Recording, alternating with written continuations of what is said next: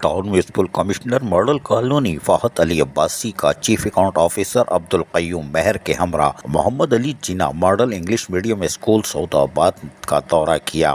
School building کا جائزہ لیا گیا اور اساتذہ اکرام کی حاضری بھی چیک کرتے ہوئے اسکول اساتذہ اور طالب علموں سے ملاقاتیں بھی کی۔ کوئی بات نہیں، کر لو۔ ٹاؤن چیئرمین ظفر احمد خان کی جانب سے HM کو دی گئی مفت کتابیں طالب علموں میں تقسیم بھی کرنے کا سلسلہ جاری رکھا۔ یقینی طور پر یہ اچھا کام تھا۔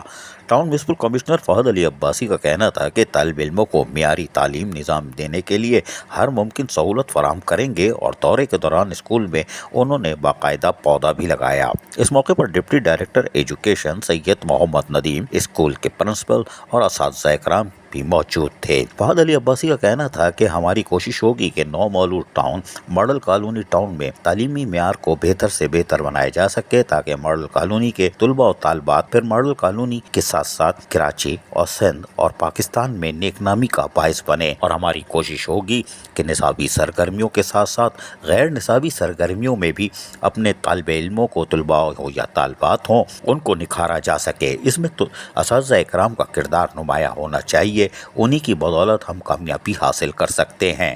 عزیز عارف، KBS بلدیاتی نیوز کراچی۔ ایسی ہی خوبصورت ویڈیوز فیوچر میں حاصل کرنے کے لیے ریڈ بٹن پر کلک کر کے اور بیل آئیکن کو پریس کر کے ہم سب کے سبسکرائبر بننا مت بھولیے۔